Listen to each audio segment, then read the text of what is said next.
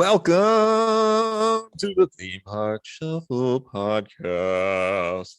Logan Zawacki here with my boys, Jeremy Stein and David King, and very excited to tell you guys what we're doing tonight. Well, It might be day when you're listening, but for us, it's night. So we did a poll on the Main Street Magic Community's Facebook page. We asked what you, the people, wanted, and surprisingly, but not surprisingly, you chose IP-COT Challenge Part 2. So the other options were do a community Q&A, to do host interviews where we would actually interview each other, since you guys may not know much about us. And then the other option was to actually do a Hallmark challenge where we would re-theme attractions based on Hallmark storylines or inspired by Hallmark storylines, which would have just been so ridiculous and fun.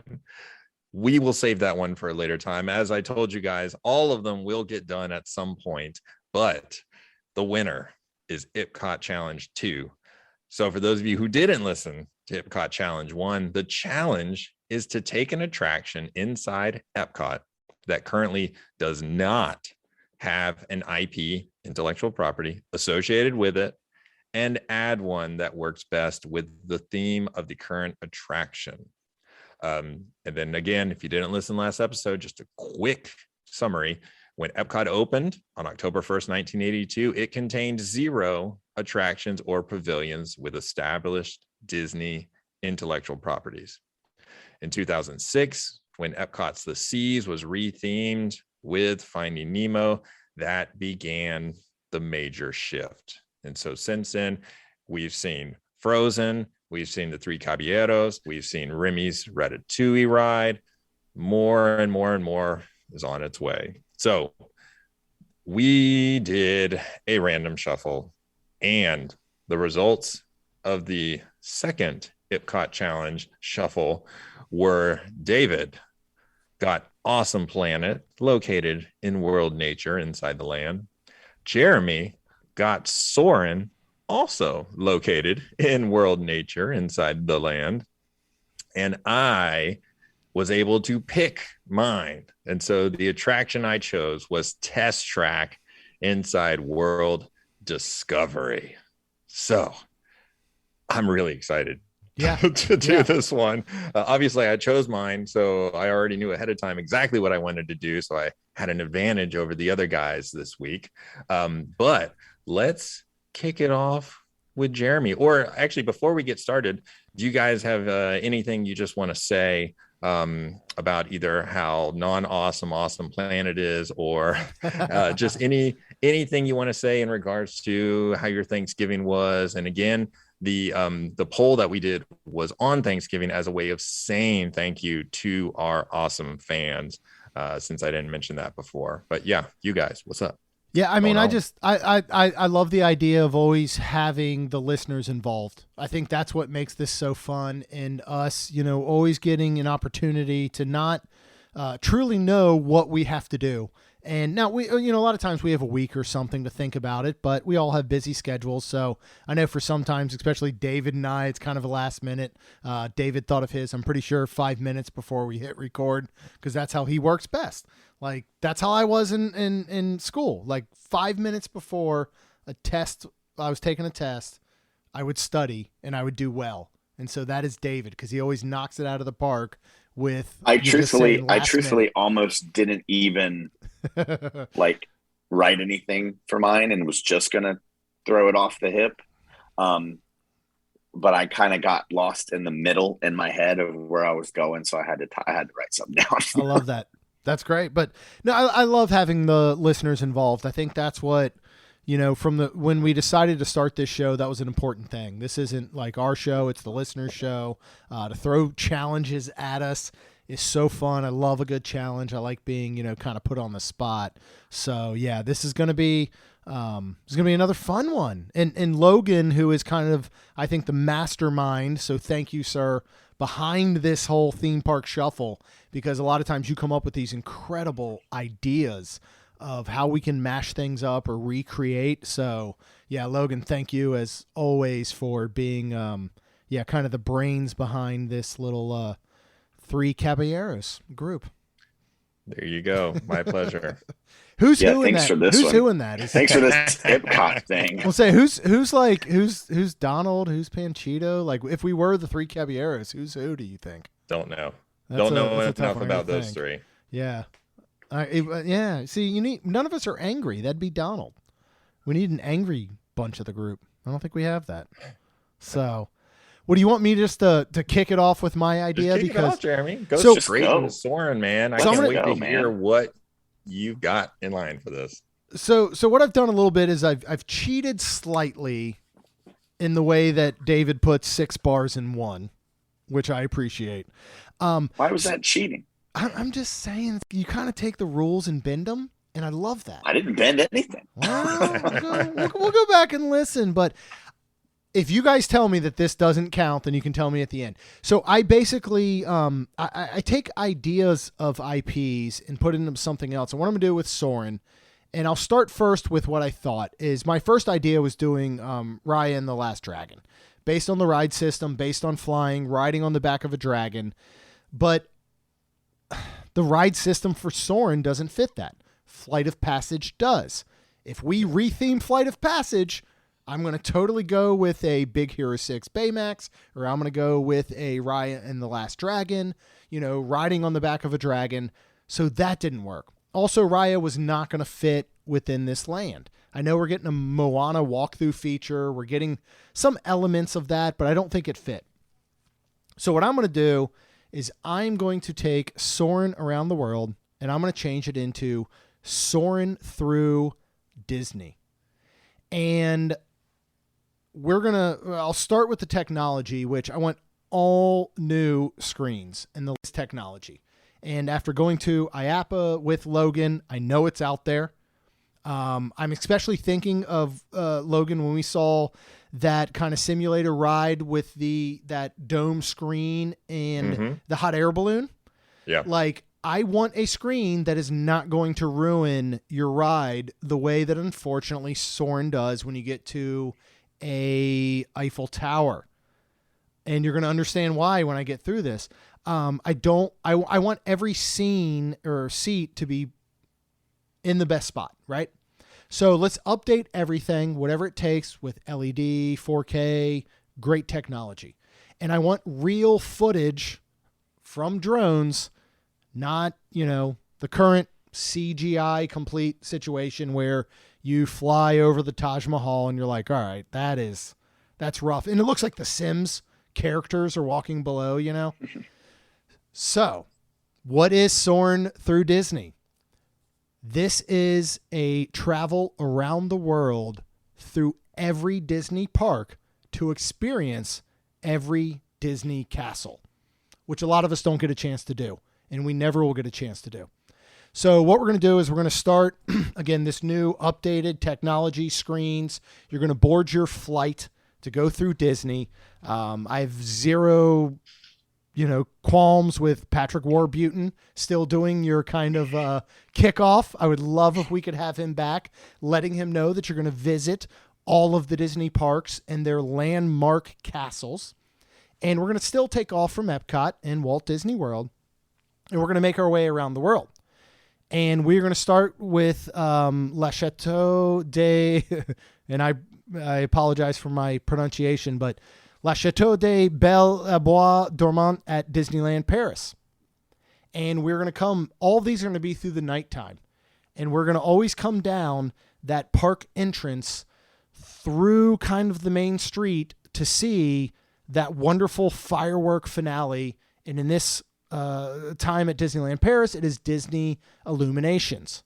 And we're going to go ahead and catch that.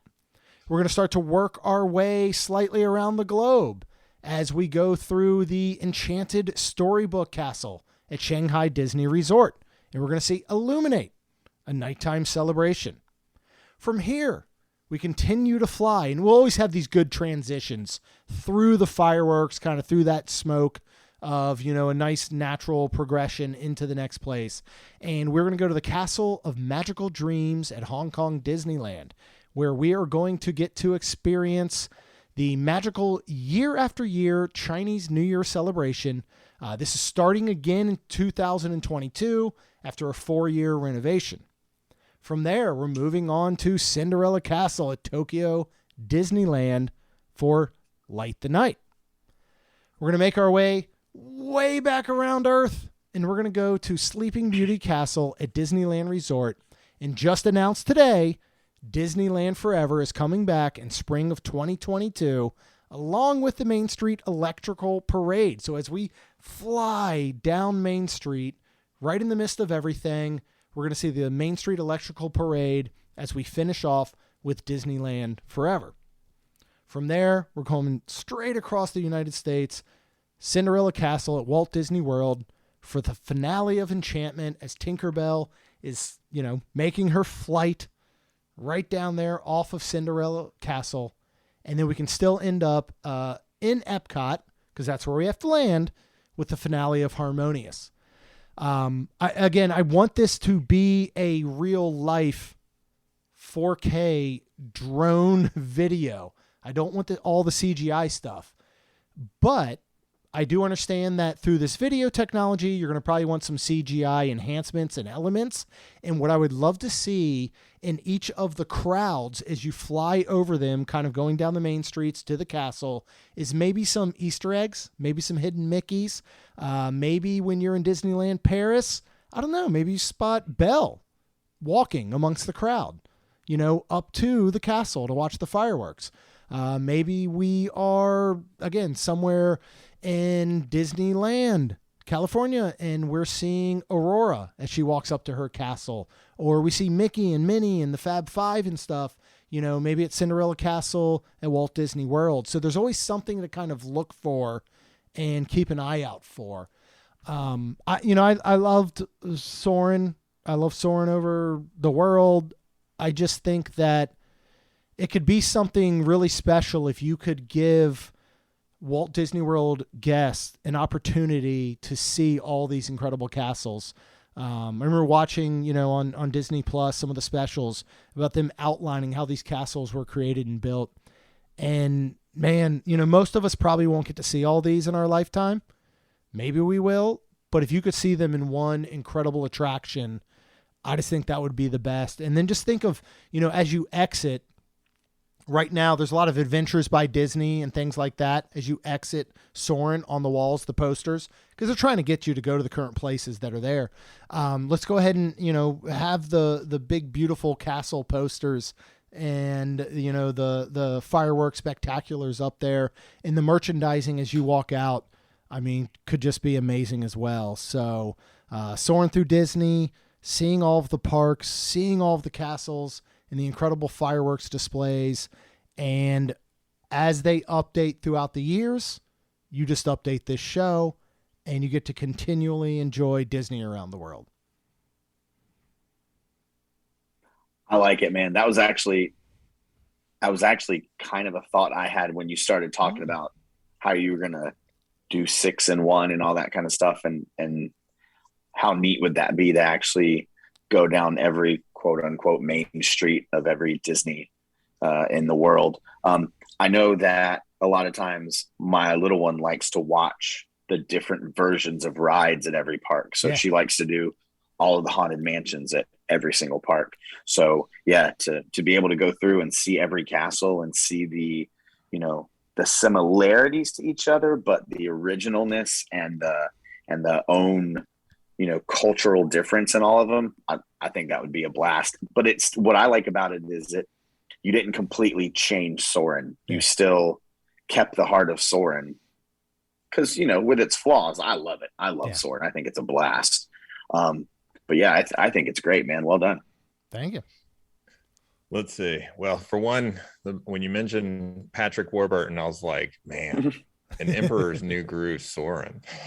Yeah, that would be good. I would do that too. With Kronk doing the whole pre-show. There we go. Then strapping you in for your ride. It's like, oh, dude, that would. Didn't be they something. do like a didn't they do some kind of hang glider or something in Emperor's New Groove? Wasn't there like some It was kind like of a something like? coaster. You have Yeah, the it's like coaster. a whole ride. I mean, Yeah. that coaster is going to come up at some point, though. Yeah, pull the lever. Kronk is coming up at some point during theme park shuffle, for sure. Let's see. The one thing I would say about this from a critique standpoint is it's too repetitive, Okay. where it's like fly in, see the castle, see the fireworks. Yeah. Fly in, see the castle, see the fireworks. Fly in, see Spaceship Earth, see the water show. And what David mentioned too is kind of what I think would be a better transition to really highlight some of the other parks, and that's actually give you a chance to get inside some of the rides that are completely unique to the park. So it's not just the castles, but it's also an attraction that is uniquely, like a drone through Shanghai's Pirates of the Caribbean. Yeah. I mean, dude, that'd That'd be pretty killer.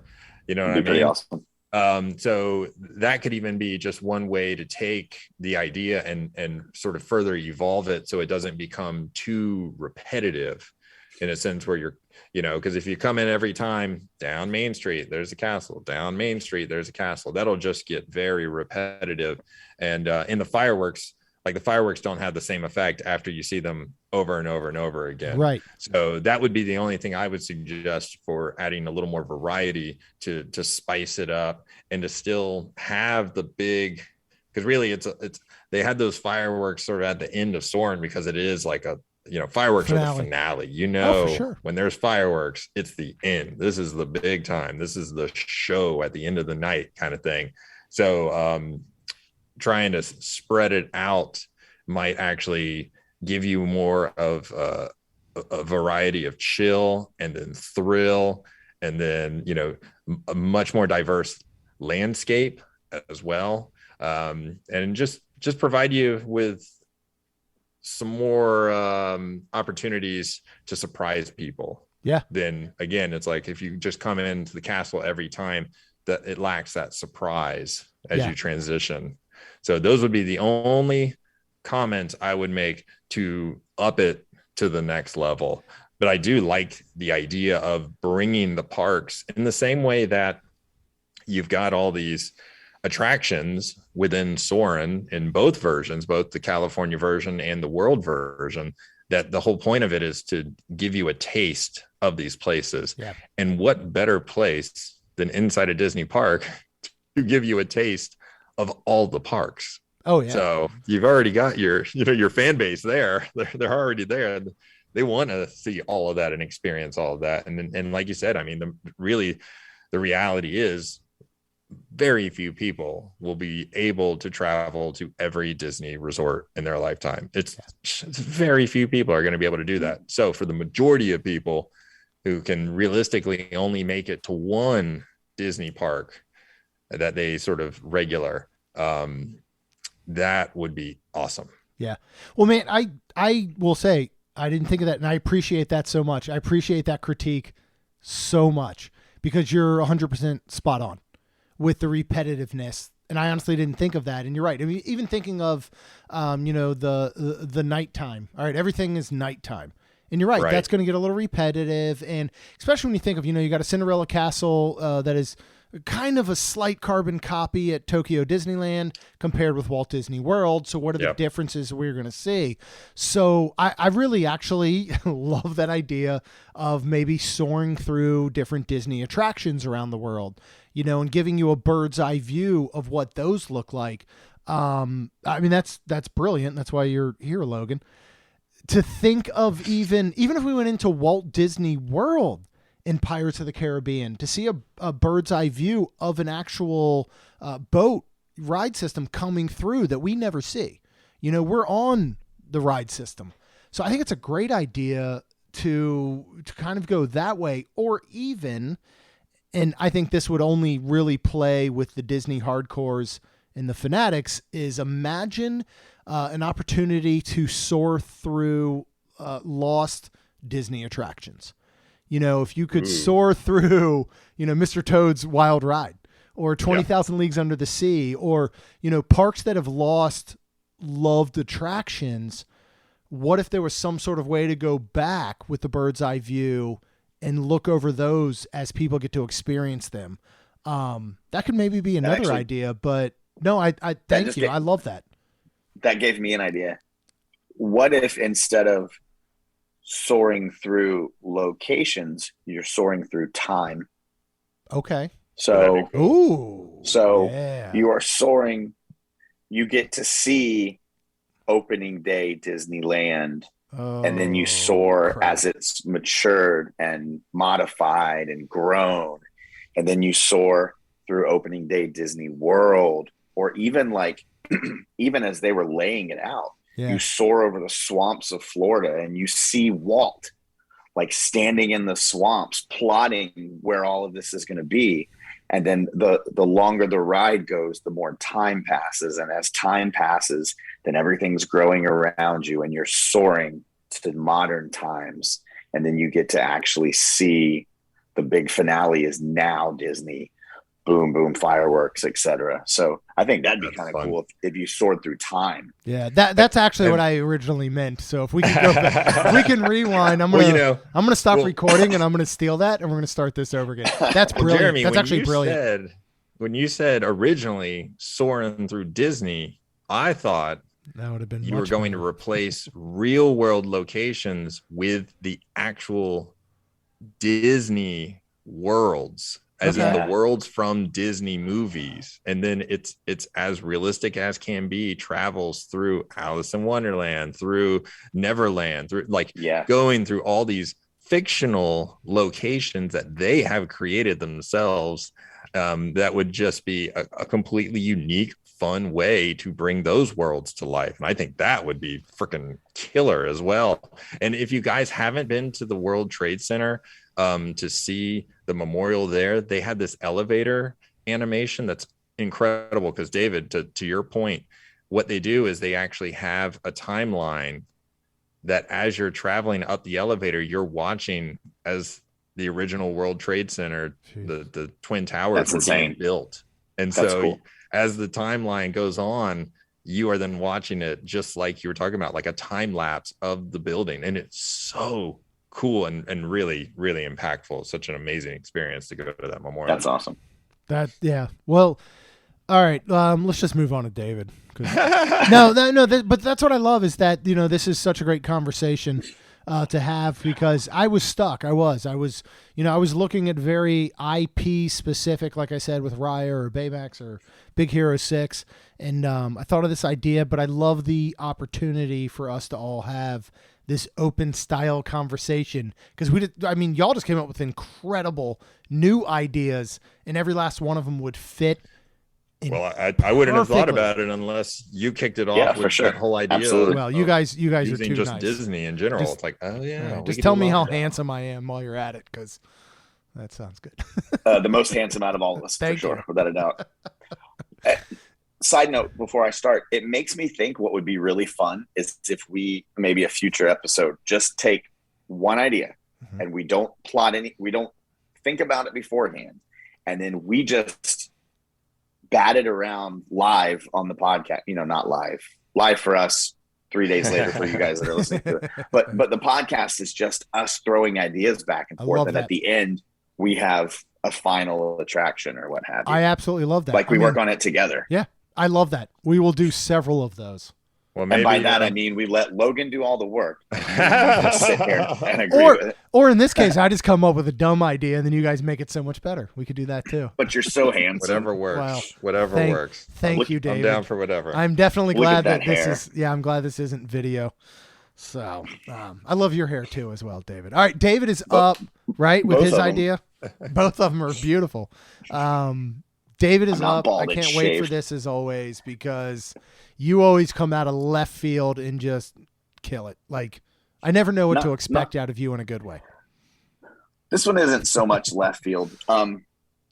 So the challenge I took with this one, other than it just being a film, is I wanted to keep it kind of themed to the whole environmental message that Awesome Planet gives you and stuff. I could have just changed it completely and been like, guess what, everybody? It's a Hawkeye thing now, and you're shooting arrows or whatever. Speaking of Hawkeye, if you guys haven't watched the first 4, they're amazing. And I kind of cheated also because the IP I'm using is represented already in Epcot, but it's not the focal point of the IP in Epcot. So what I decided to do was to keep the Awesome Planet theme, but instead of the guy from Modern Planet or Modern Family, Phil Dunphy, I can't think of the actor's name, Ty something or other. Ty Burrell. Instead of him doing the wonderful job that he's going to do, I am going to do Olaf Presents Our Awesome Planet. And it's going to be in the theme of the Olaf Presents shorts that are on Disney Plus right now. Nice. So here's how it's going to start. It's just going to start with Olaf, a really close-up shot of him saying, and it all started with a bang. And then Olaf is going to split apart as he explains that the universe began with a bang and that our planet Earth became perfectly distanced from the sun to allow life. And then Olaf is going to morph into an amoeba shape and say, but at first it was squishy. And then Olaf is going to change to many different animals to show you the stages of evolution. But his final shape is going to look like Rex from Toy Story. Then all of a sudden, he's going to stand with his back to the camera far off and go, but the dinosaurs are dead. He's then going to describe how the planet went through a long ice age. But this one wasn't Elsa's fault. But after the ice age, Earth began to regulate, giving way to seasons like fall, winter, spring, and you guessed it, summer. Olaf is going to tell the story of our planet's evolution in different biospheres. He's going to talk about the oceans and the seas, all while changing into Dory and Bruce from Finding Nemo. He's going to talk about the deserts and talking about the heat. He's going to turn into Apu and the genie from Aladdin. He's going to talk about jungles and rainforests. And actually, I wrote this before you said it, Jeremy. He's going to change into Kronk from Emperor's New Groove. The message of the attraction is going to stay the same. It's just going to be delivered in a more modern and fun way by Olaf doing it. He's then going to revert to that part of the depressing part of the movie where he's going to say the pollution is hurting our planet. And like a movie bad guy, he's going to change into Chernobog. He's going to say, if we don't improve this, and then he's going to step away with his back and he's going to go, planet Earth will be dead. Then he's going to quickly list the great things that humans have done. And he's going to say, and because of this, we will remain on our awesome planet. Short, sweet, I'm done. Dude. All right. Yeah. Damn, I have to follow that. Come on, man. Wow. That was See, that is exactly what we were talking about. That is how you take something that has a message, but you make it entertaining. You keep it lighthearted, and you get the message across without making people feel like total crap. Yep. Well done, sir. Yeah.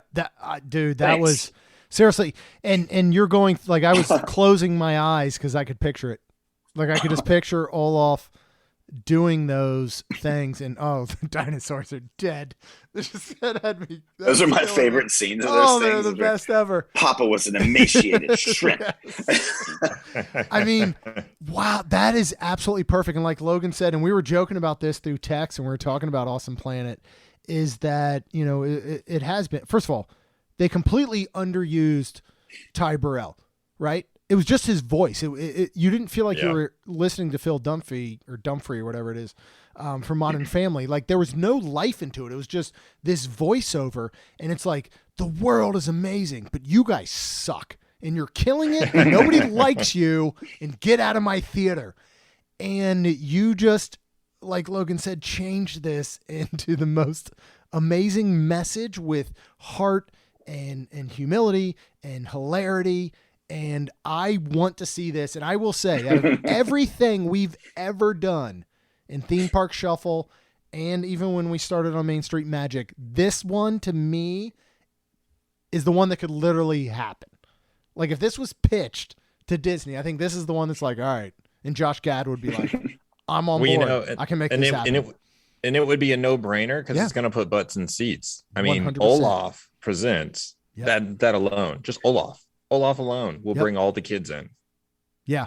That, You know, oh man, that's as a so good. parent, I don't want to take my kid to see Awesome Planet. No, Like, Well, I no. don't like I get it. It's got a good message, and it's gonna, traumatize them for life to where they truly care about the planet. And I get that. But that's just not the kind of fear I want to instill in my child at this point. well, truth be told, and you guys can verify this. When you told me I got Awesome Planet, I had no idea what it was. Right. I Yep. I go into the land and I do Soarin' and I do, or the boat ride, but I've never one time done Awesome Planet. I didn't even know that it existed. And then Yeah. when I watched like a thing about it on YouTube, I'm like, well, God, this is depressing. Very. I mean, Yeah. And it's always been, even when it was the Lion King. What is it? The Yeah, Circle of Life was so depressing. Oh my god. It was even more depressing than Awesome Planet. Like Awesome Planet tried to make it attractive because it was like real estate. It was almost like he was a real estate agent. You know what I Yeah. mean? He's like, "Hey, Earth, this is a great place. We should all live here," and blah blah blah. But you're ruining it. And this just, I'll tell you, I got my new tattoo yesterday, and I have Olaf. And if this comes to fruition, David, I'm gonna get a little word bubble coming off that says "Awesome Planet" or something The like that. dinosaurs are dead. Dinosaurs You can just say are the dinosaurs dead. are dead. I will Well, get I mean, that for you. How long has Modern Family been off the air now? A few years, right? It's been a while, and it lasted what, Do 9, kids- 10 seasons? Do kids have any clue who Phil Dunphy is? I mean, No, what? but I mean, there's no- not even a representation of his face, even for adults. And again, he's so Yeah. monotone. It's my entire issue with the what is it, Canadian Circle Vision. Yes, you have two of the most iconic, Yeah, in Eugene Canada. Levy and Catherine O'Hara in Canada. And like, why would you not play up Schitt's Creek? And instead, you have them just speaking the most monotone voices that you almost have to, like, halfway through the show, you're like, wait, oh man, is that, like, you have to go through, and is that Johnny Rose now? Is that Moira? And same thing with Awesome Planet. So I think to put a true, not only voice, but face to it, because obviously, as you said, Olaf is showing up. We never see the faces of these incredible voices in either the Canadian Circle 360 or the current Awesome Planet. And I think it's just an absolute travesty. Like, let's give these shows life. Epcot has always been educational. I know it's getting away from that, but we can keep it that way if we give it some life and we give it a face and we just make people actually enjoy it and laugh a little, but they can also learn. And that's what you did, David. So bravo. Well done, sir. That was awesome. Awesome Planet. That was Thank you. awesome. Thank you. That was amazing. I'm glad. Yeah.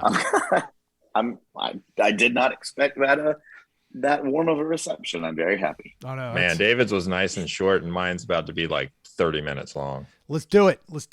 We always get some good. I'm gonna close my eyes. Anybody, if you have not ridden Test Track for any reason whatsoever, pause real quick. Go look up a ride video. I'm saying, right, Logan? Oh, no, And, there's okay. So here we go.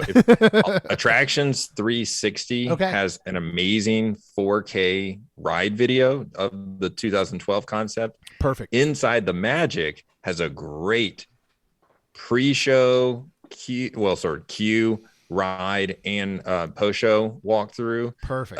Again, 2012 concept. And if you want to go back to the 1999 concept, Attractions Magazine has a fantastic queue, ride, and post-show video. All three of those are on YouTube by those providers, and they are awesome. And those are exactly what I used as reference as I was going through this. So, okay. Pause, go to the bathroom, get a water, whatever you got to do. You're going to be here a while because Test Track is now becoming Wreck-It Ralph Sugar Rush. Yes. So, Perfect. for those of you who have never watched the Disney movie Wreck-It Ralph, here are the main things you need to know. Okay, here we go. I got to do my voice. In the original Wreck-It Ralph movie, the main character Ralph wants to prove he is more than a bad guy in a retro arcade game. So he travels to Game Central Station and then game jumps into a modern first-person shooter to win a hero's medal. Chaos ensues, and he ends up game jumping inside the candy-themed go-kart racing game Sugar Rush, where he meets Vanellope von Schweetz, a young troublemaking glitch who just wants to prove she can race. Ralph and Vanellope reluctantly become friends, and they break into a cart baking factory, which doesn't go as planned. It's just as messy and unique as Vanellope. Vanellope then competes in the random roster race, and after winning, it is revealed the game was reprogrammed by the evil racer Turbo, disguised as King Candy. And she was never actually a glitch, but instead one of the main characters, the Princess of Sugar Rush. I like that wrestling voice at the end there. That's that was my little announcer. That is something. Man, you could have just ended there, and I'm like, that's perfect. I didn't know we were supposed to do like thematic presentations with voices. We're not. And everything. Yeah, I just got to do something, dude. Something to jazz it up. Logan always brings his A game, so I try. He does. I got to entertain, guys. You got to work on your Olaf voice. Just let me know. Yeah, you got to work on your Olaf voice, David. Though for next time, I want a good Olaf. The exterior. Since all the attractions in Epcot's World Discovery Pavilion have a similar sleek and modern aesthetic and exist in the real world, it wouldn't make sense to redesign the exterior into King Candy's castle or something candy themed that only exists inside the Sugar Rush video game. Instead, guests enter Game Central Station, which is a highly advanced subway station that allows people to become digitized and enter the racing arcade game Sugar Rush. So as soon as guests enter the building, they pass by the real life version of Vanellope von Schweetz's candy cart, and there's a video featuring Vanellope and Ralph as they welcome you to Game Central Station's Sugar Rush pre-boarding area. Guests then round the corner and learn that part of becoming a Sugar Rush kart racer is creating a custom candy cart. Displays feature some of the other Sugar Rush racers and small models of their iconic carts. And then in the middle of the room, a full-size cart is displayed in exploded form, so guests understand each of the 4 elements that they can customize on their vehicles. And there's informational signage that identifies and explains how these areas affect performance. Next, guests continue to a section where a topographical map of Sugar Rush Speedway is being projection mapped. And behind that is a video screen showing Vanellope and Ralph as they explain and virtually interact with the different areas of the racetrack. They inform you that your custom candy cart will be tested on the Sugar Rush Speedway via a sim cart, which allows multiple racers to test their designs at the same time. Guests then enter the standby queue, which is themed to look like the Game Central Station hub, with references to the interior of a surge protector and signs above the doors that let you know when it is time to enter Sugar Rush. Before passing through the doors, guests can interact with large touchscreens and further learn about how to design their cart. At the front of the queue, guests use their Magic Band, park ticket, or a white RFID card called a cart card to enter the Sugar Rush station doors that lead into 2 cart bakery stations. Once in the bakery, guests have a set amount of time to design their own custom candy cart that will be tested on the Sugar Rush Speedway using a special sim cart. The tests are based on 4 criteria: acceleration, durability, traction, and speed. So acceleration is determined by your engine design. Durability is determined by your body design, specifically the candy materials that you choose.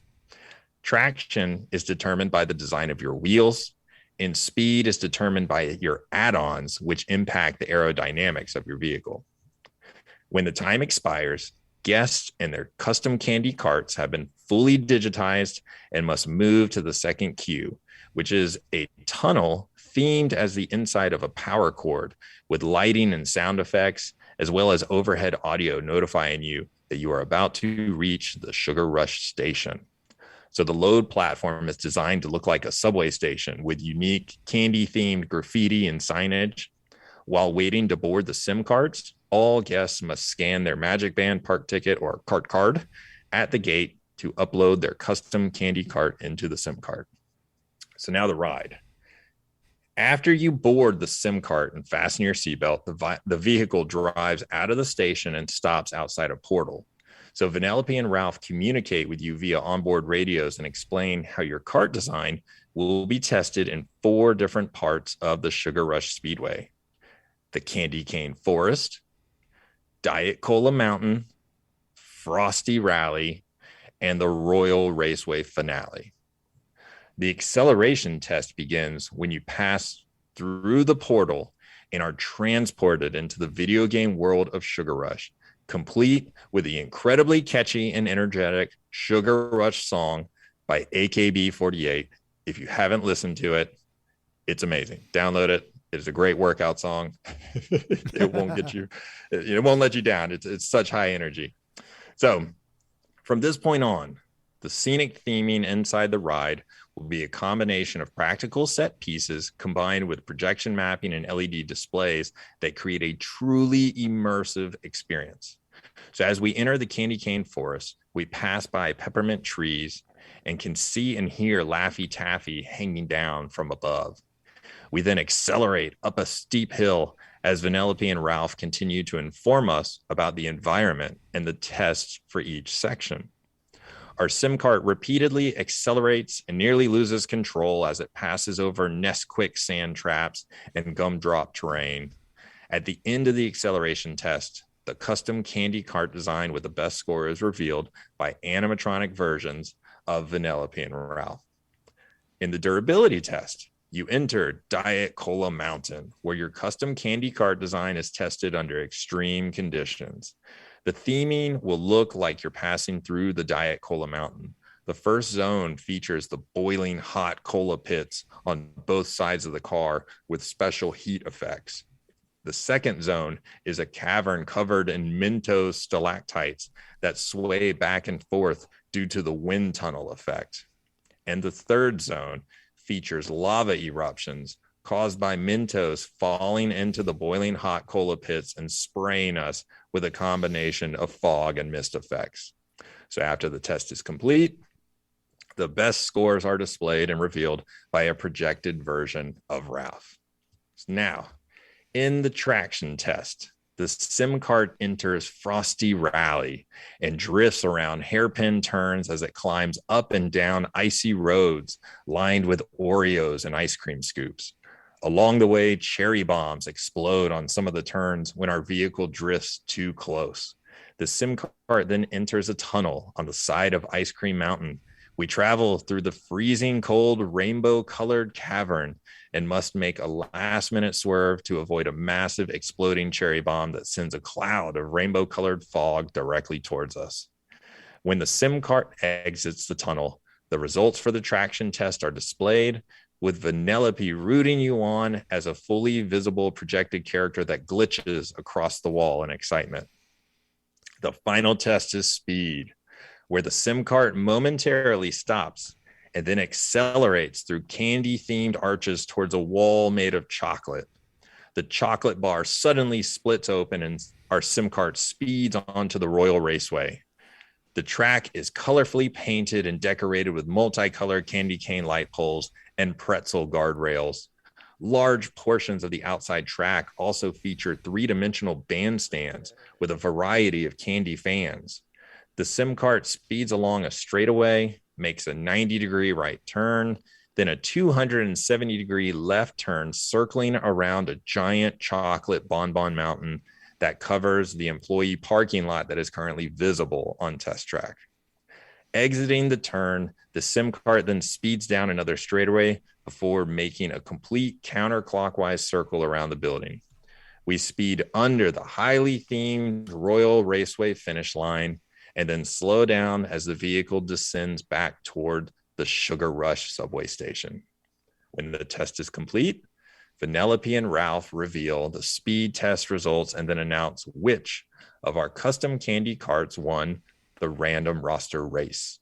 We then exit inside the Sugar Rush subway station and walk through a tunnel themed as the inside of a power cord with lighting and sound effects, as well as overhead audio notifying you that you are being returned to your non-digitized form and about to reach Game Central Station.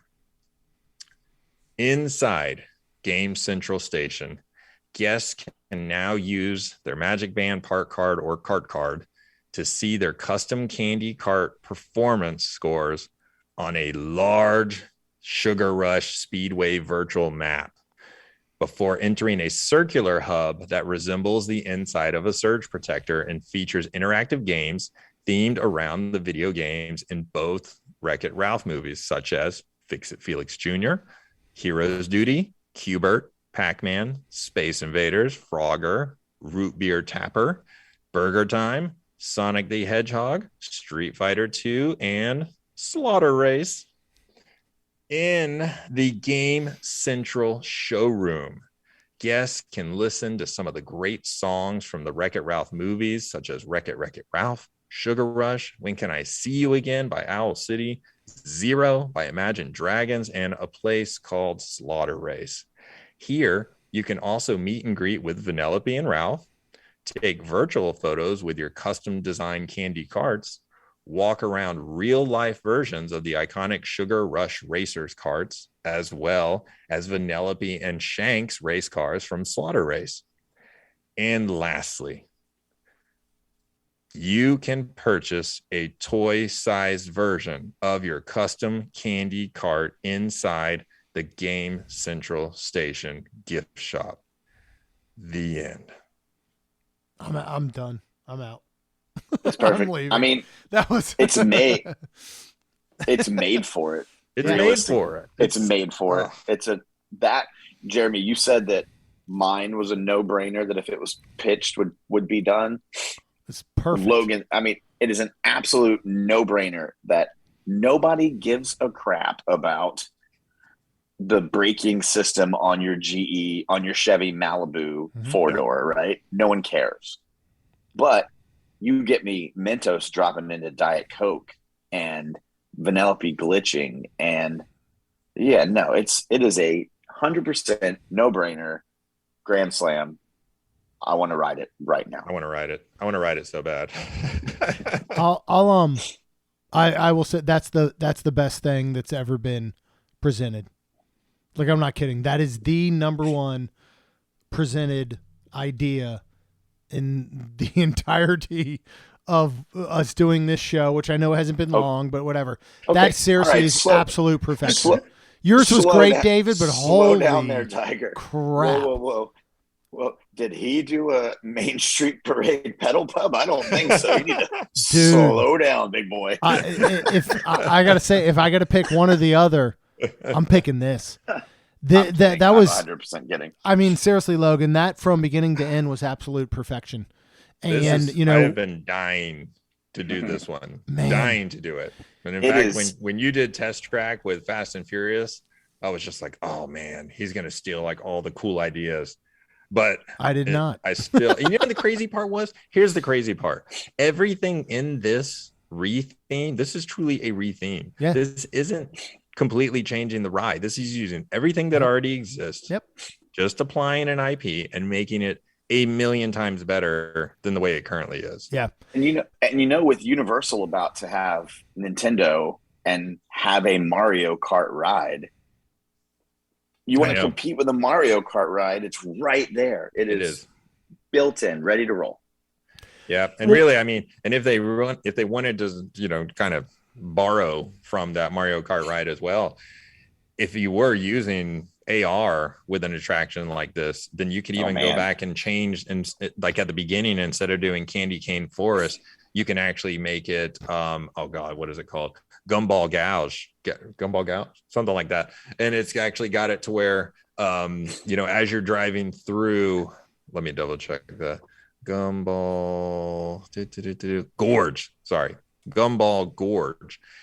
With those giant gumball machines that release the giant gumballs, and then they knock out the racers. You can actually do that with AR. You can actually have it to where as you're on that track, practically you can't do that, but if you were doing it with AR, you could have that. And so there's all these extra things they could really do with an AR overlay, like what's done with the Mario Kart attraction. But man, it just makes sense. Just like make it fun, add an IP that's relevant, do something that elevates the IP in a way that not only is the IP elevated, but also the attraction is elevated. This to me is just a perfect marriage between the IP and the attraction. And I wish they would do this 100%. I mean, but I'm sure sponsorship is the main reason why they don't, because Chevrolet is the sponsor. Well, and if you don't have their logo advertised all over everything, right? What's the point of sponsoring? Yeah. But even it fits so well now in this weird area, but they're putting the Play Pavilion there, which is looks like it's going to be basically very Wreck-It Ralph #2. Ralph Breaks the Internet themed in the sense of that Play Pavilion.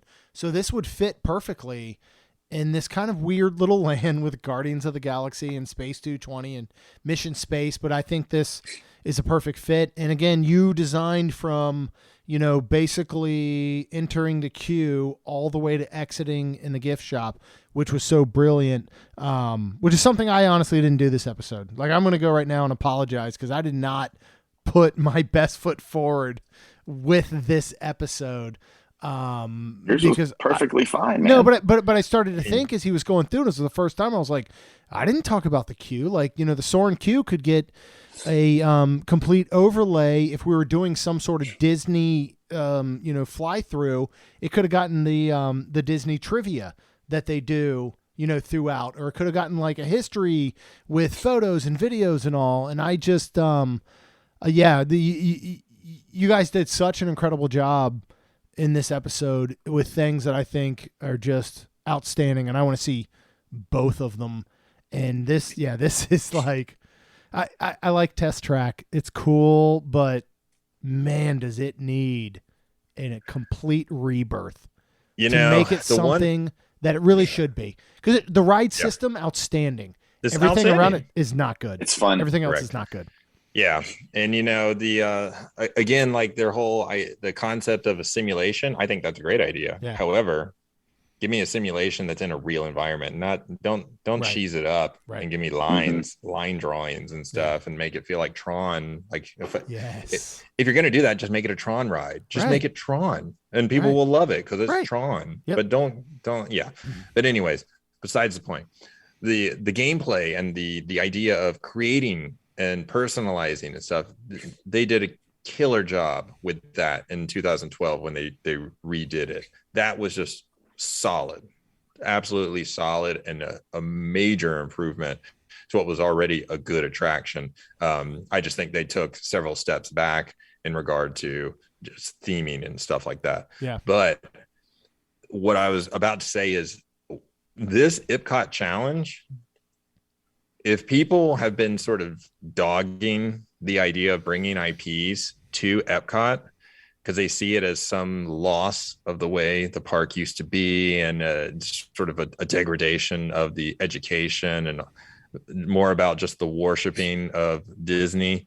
I gotta say, man, these episodes we keep doing, they're really selling me on turning Epcot into IP-COT, because quite frankly, the past two episodes, I love this park that we are retheming. Oh my gosh. I'm with you.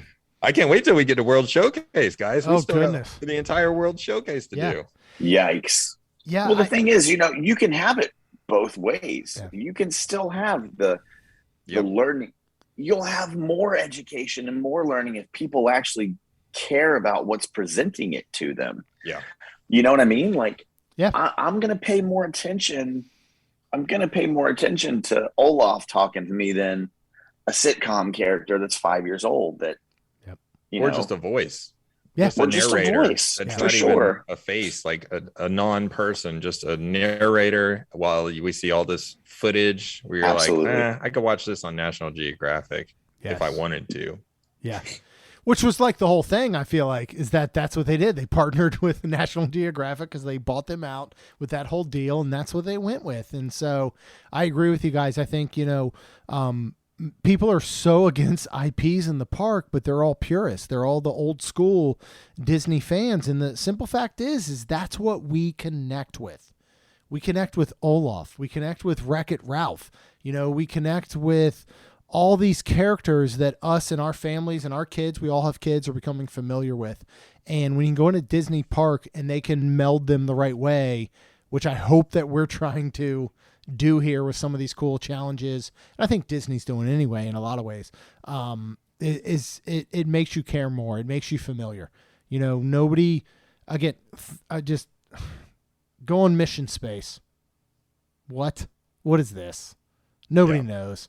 You all of a sudden connect that to a Disney movie, like, I don't know, Meet the Robinsons. I know that was way out of left field, but God, I love that Wow. movie. That's it is the one you so chose? underrated. Just popped. I love that movie more than anything. But let's just say you connect it to an IP that we all know and love, and you still keep that heart and soul. And I mean, it's going to make a difference. And we're headed to the way of IPs. I mean, Logan, in your line of work, you guys get to create a lot of really cool original ideas, right? But you guys are creating those stories and those ideas. Disney's got this giant pool of IPs and familiarity that they can just integrate. And so I understand why they're doing that. I mean, hey, we also work with IPs. I know you do. Where I work. I know you do. So, I mean, we work a lot with IPs. Everything you guys do is amazing. IPs add value. It's a fact. Yeah. IPs add value. They add instant recognition. People will go to it just because they love the IP. Yeah.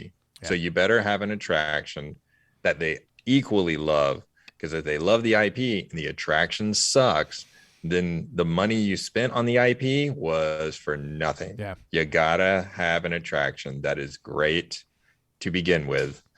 And the IP is simply a way to add to the experience. Yeah. And a lot of times it brings people in without having to give them an entire backstory in a 5-minute pre-show, because they come in already knowing, right, everything about the IP, especially in a Disney park. Non-Disney people are not going to Disney parks and being like, what's this all about? Who's this mouse? Yeah, exactly. What's going on? Yeah. That's no. So it's great when you already have an audience that already knows and loves your IP. And sure, you're still going to have to do some explanation, because yes, not everybody knows everything about your IP, but it is known. It is a known source and something that's already recognizable, because it's more than likely part of popular culture. So it has instant recognition and just adds value right from the moment its name is affiliated with the attraction. So yeah, hey, look, again, butts and seats, man, butts and seats. That's what does it. And that's IP what it's helps. all about. Yep. That's right. All right, David, you're going to close us out here for this incredible episode of our IP-COT challenge. I will. This was a fun one, guys. This was great. Oh my God, really, so fun. Really, really well. Well, everybody, we hope that you enjoyed listening to IP-COT Challenge Part 2. We know Christmas is coming up, and I think we had talked about maybe trying to squeeze in something Christmassy before the actual holiday. So stay tuned, keep your eyes on the socials, and we will let you know what we have planned.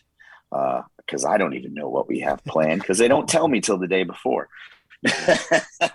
But we will definitely do something for Christmas. We hope that you guys enjoyed this. As of now, I know we said this last time, we are still on the Main Street Magic podcast feed. Eventually, we will be breaking free and doing the Theme Park Shuffle feed. It exists now. Look for it, find it, subscribe to it, like it, love it, get a tattoo of it on your arm if you want to. I'll sign your arm and you can get a tattoo of my signature on top of your Oh arm. my goodness. And it'll be worth absolutely nothing. And you will regret your decision immediately. But the point of that is to go find Theme Park Shuffle. Please subscribe to it because it's eventually going to be the only place you can hear the melodious tones of my voice, Jeremy's voice, and Logan's voice. So we really hope that you enjoyed this. We love doing this for you. Comment, like, subscribe, rate, and review because as Jeremy's wife, Rhonda, says, that's what helps us grow. So for me, David, thank you very much. For Logan, Adios, muchachos. Jeremy Stein, Peace out. you guys are the best. We will see you next time.